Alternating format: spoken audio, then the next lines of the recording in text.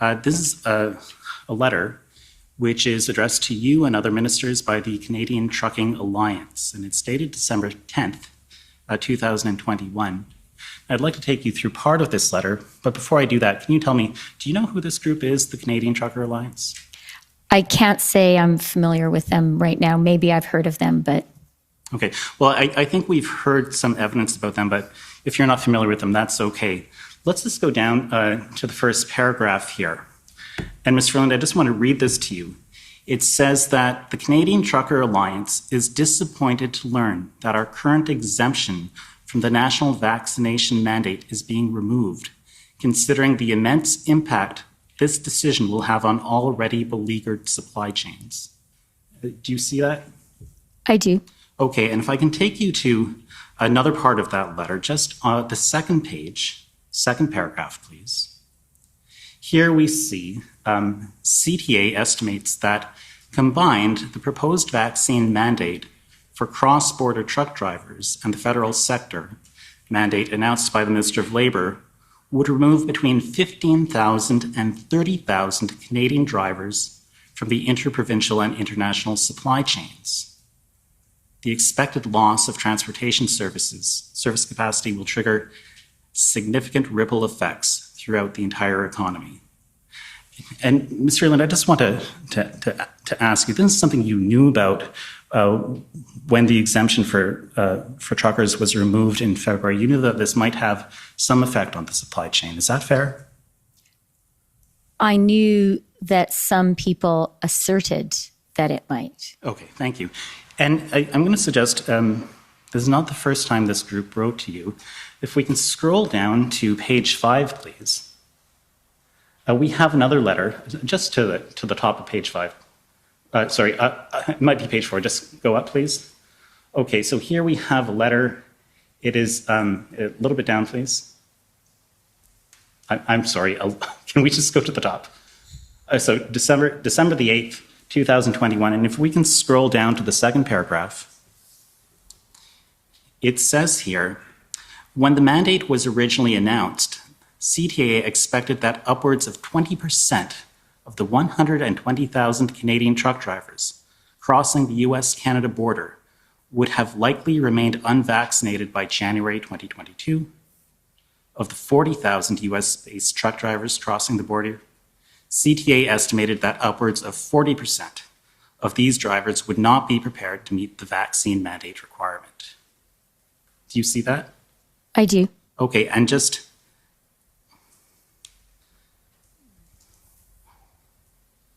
one last question about this. You would agree that the reduction of truck drivers crossing the border when there are already supply chain issues could have an effect on the economy?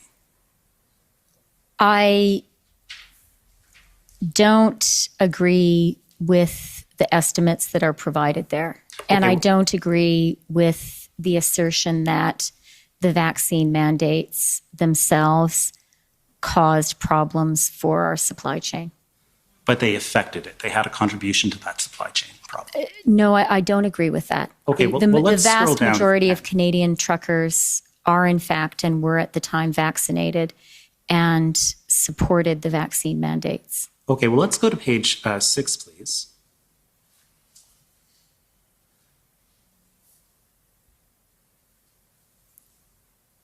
Okay, in the first paragraph that we see there, the CTA is giving stats that truckers move about 70% of the $648 billion Canada-US trade. Does that sound about right to you?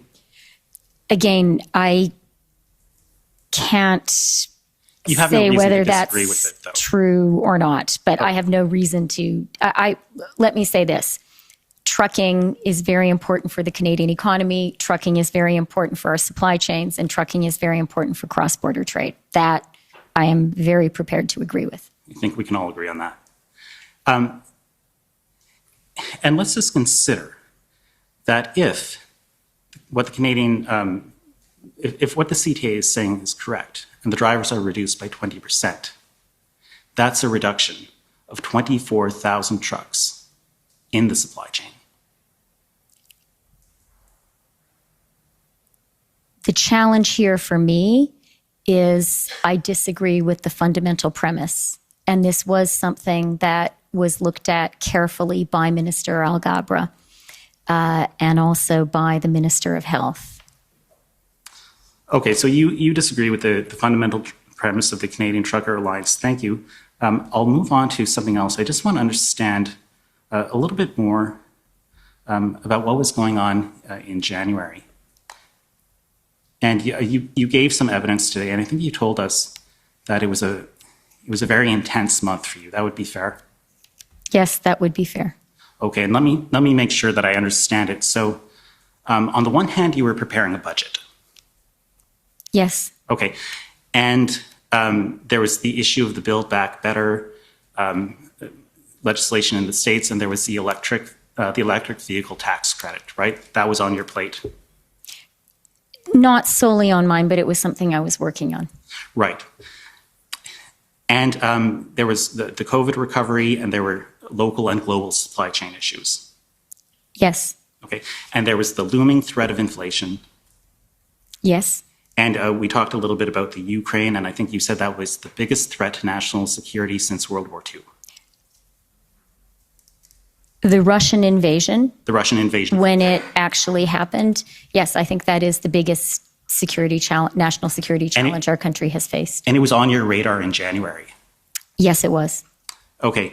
And in the midst of this, there was this trucker protest of unprecedented proportions taking place across the country, and you described that as whack-a-mole.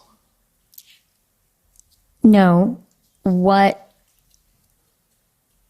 I would describe as what we saw happening from the moment that the initial occupation began is copycat protests happening across the country. And that posed a particular national challenge. I see. I thought you said the word whack-a-mole, but it's not important.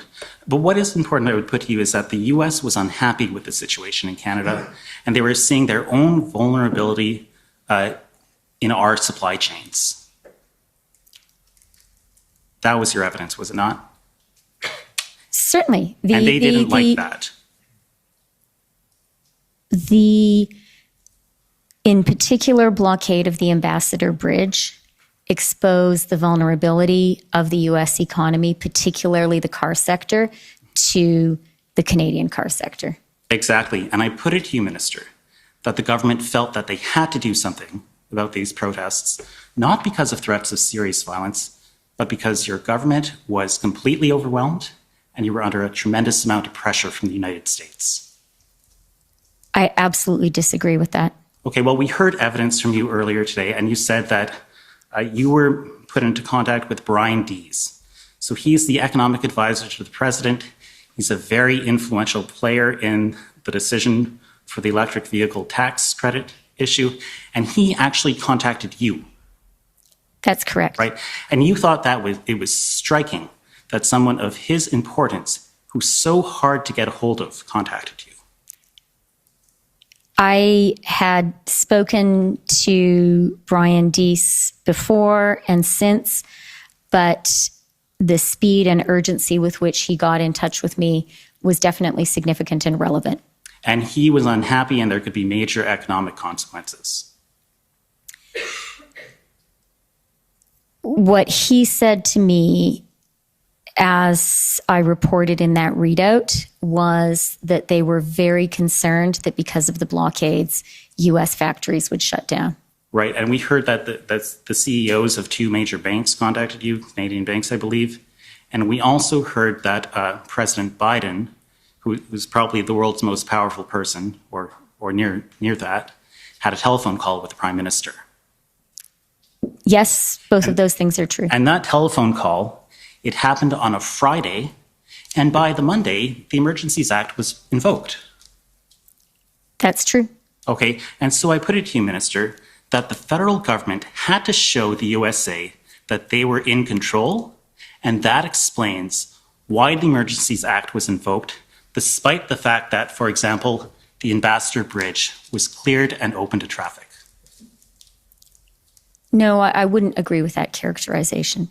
Okay, well, I would put it to you that The pressure the government was under explains why the Emergencies Act was invoked, despite the fact that a deal had been struck with the protesters in Ottawa to reduce the footprint of the protest in that city. Again, I would disagree with that.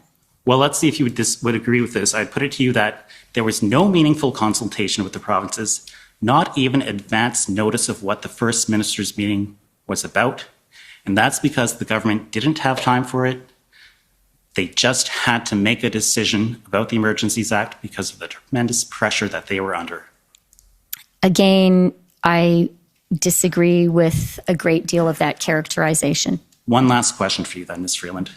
I put it to you that given the overwhelming situation that the government was facing, explains why they were willing to use extraordinary powers against their own people, despite the fact that no police agency or intelligence agency told them that there were threats to the security of Canada. Again, I